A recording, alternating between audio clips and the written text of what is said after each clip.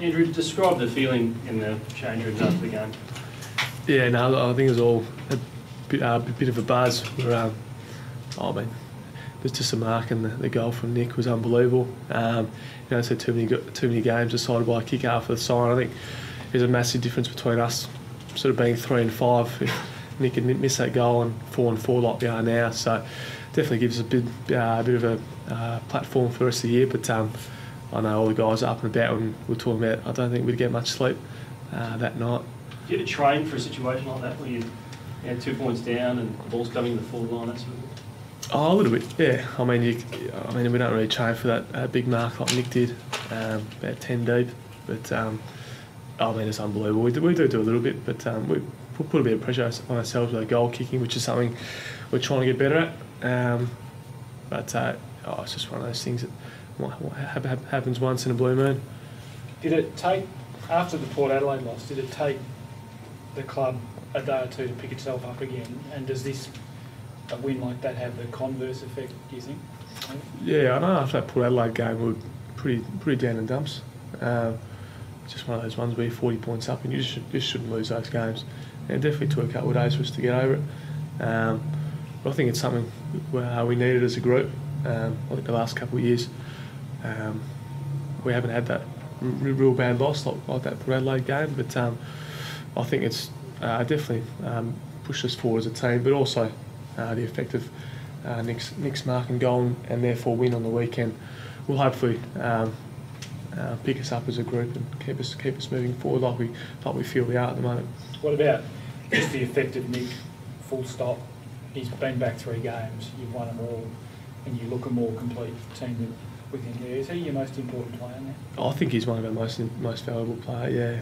I think whether it's in the ruck or down forward, just the things he can do, take those marks, and also he's so good on the ground and so quick. I think he's definitely, if not our most valuable player, one of the top few, yeah. Does he change the confidence level of your entire midfield, just because, as you mentioned, he can win the knock, he can go after it on the ground, he can tackle the opposition player that gets it? Yeah, no doubt. He's always trained ruckman, so it's always good to have that type of calibre players back in the team.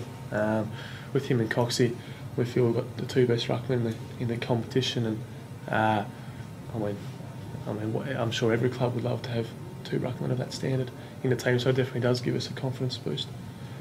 How have the boys pulled up, obviously, with down on rotations and everything? It must have taken a bit out of you. Yeah, I don't know, speak for myself a bit, but I know I was pretty sore, and I'm sure I wasn't the only one. But not sure the extent of Schofield and Billingham's injuries. I'm sure they'll probably come out the next day or so if they haven't already. But I think Jacob Brennan, he'll be up next. I think he had a bit of a head knock and all that. But I think with the extra day break, the 8-day break this week, we should be right. Would you expect a few boys to be rested this week, given it's GWS and probably sore bodies around? Yeah, not sure. Not sure what the coaches are thinking. We treat every game the same, but not sure. How does your week differ from a 6, 7 to 8 day break in the game? On a 6-day break, the last couple of weeks we had 6 days break. It all happens pretty quickly. Especially with travelling. When we went to Brisbane, which is probably our longest trip of the year, it makes a very short week. We're in Brisbane a couple of days, only in Perth for a few days beforehand.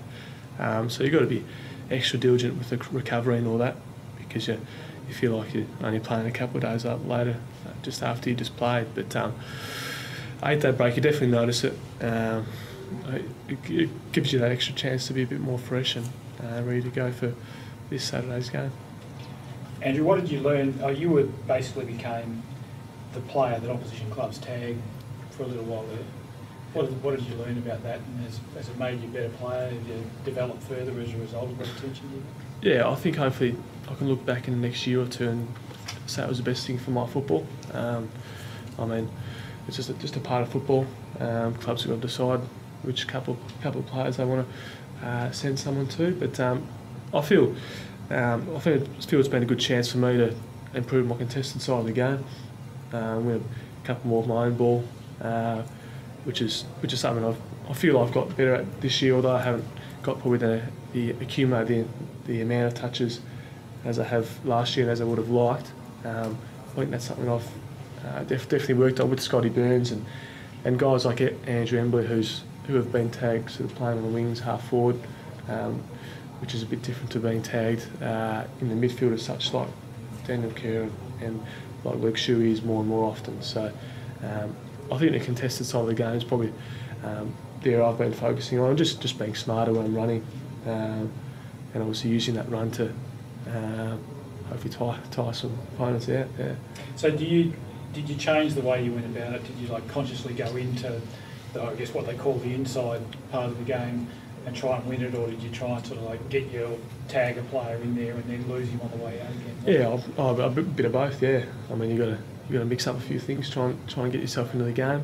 But it's also a good chance to, you got someone on you to go and block for a teammate to allow them that extra space. So that's something I've been focusing on, and sometimes you just got to play that sacrificial role at stoppages and around the ground and all that, so that the other boys can accumulate the ball and get the ball going forward. Is your contested possession rate up or actually?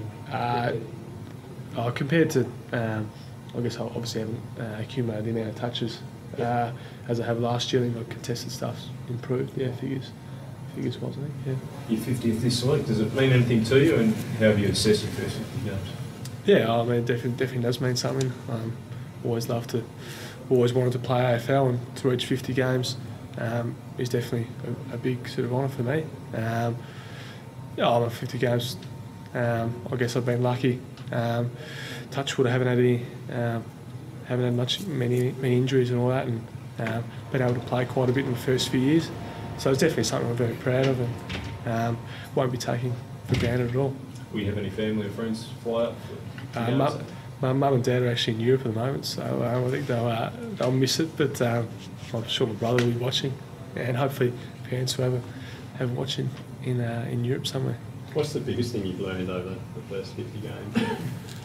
Oh, just the I guess sort of the full-time commitment of the job, and sort of how professional you got to be, but also just taking for granted how much things can change in football. You see some guys who have done 3 knee reconstructions and having to go through all that in consecutive years, and I guess I'm very thankful and very lucky that I haven't had any of that as such. Sort of touch wood a bit, but sort of consistently playing at the moment, which is something I'm very happy with. What about the life experience of moving so far away from home as a young man? How have you found that? I think it's been definitely the best thing for me. It makes me enjoy the times when I do go back to Melbourne, seeing mates and family and all that.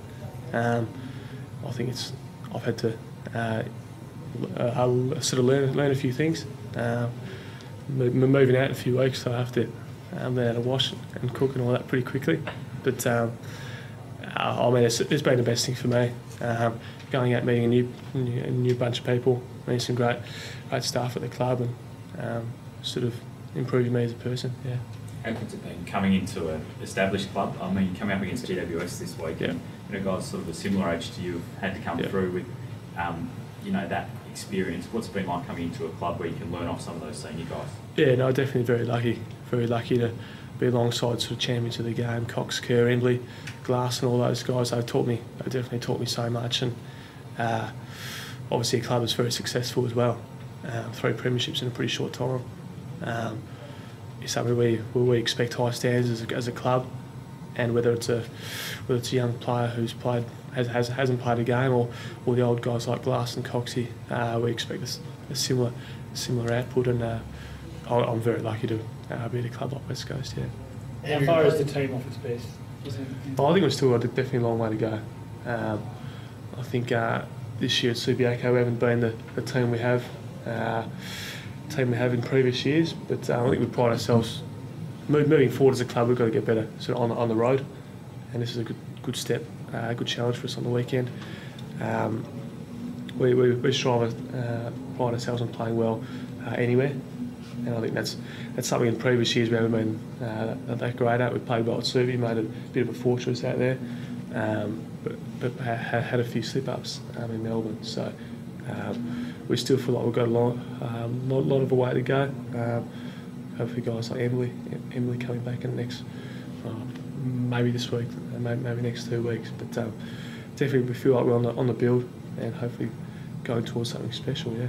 Do you feel like the record on the road and the discrepancy between that and home, is that an attitudinal thing or is it a structural thing that you have to play maybe different structures and different methods when you're away? Oh, it's probably a bit of an attitudinal thing, maybe. I mean, we're very confident every time we run out to Subi that we're going to win, and I mean it's always tough.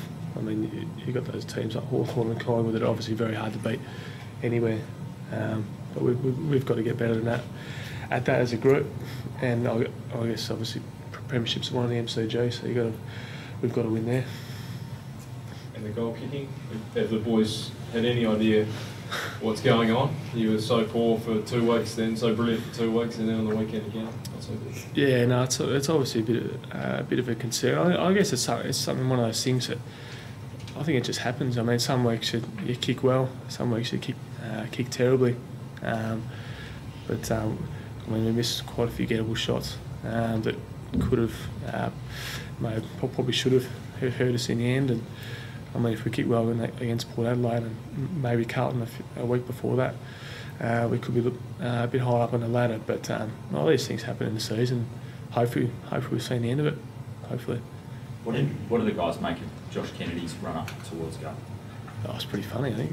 It's a bit like the Flintstones, I think. Fred Flintstone doing a bit of that. But I mean, it works for him. It'd be nice to be like him and kick 4 goals a game. But I mean, yeah, probably not conventional, but it works for him, yeah. Have any of you guys tried to do it? I had a little bit of skip up. I remember last year. I just, I mean, I guess it's a bit of a nervy thing for me, getting close to the man of the mark. You get a bit nervous, but no, I think it's a bit of a joke around the club. But you haven't sort of mucked around even at training and. No, not really. No, it's pretty tough to do. Have you given him a nickname at all? Anything like that? No, we haven't. He's got a bit of a small head. But no, that's it. Andrew, someone like Carlton's Kade Simpson's played his whole career on a wing outside. Do you see yourself developing more as an inside player or someone who will play that sort of thing? No, I definitely would try to play more in the midfield. Yeah, I mean, as I get hopefully a bit bigger, a bit stronger, hopefully move my way more into the midfield. But I spent a little bit of time in there. But yeah, definitely, I don't want to be just a winger. I pride myself on playing a few positions, half forward, wing, midfield. So I mean, I think it's important to the team that each player can play a few roles, and I think moving forward, we'd love to spend more time in the midfield, and hopefully will. Yeah.